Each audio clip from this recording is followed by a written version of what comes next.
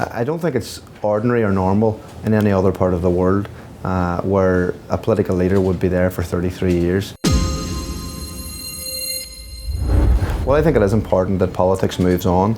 Those people who brought us the Good Friday Agreement and our peace process, we owe all of them a real debt of gratitude. But I think in order for politics in the North now to move forward beyond that, beyond the peace process and into a delivery process and real everyday bread and butter politics, it needs a new generation to lead that.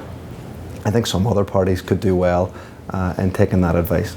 I don't think it's ordinary or normal in any other part of the world where a political leader would be there for 33 years. Gerry Adams is the leader of Sinn Féin as long as I'm on this earth. I'm not sure that's necessarily good for politics, and I think we all need to begin to move on beyond that.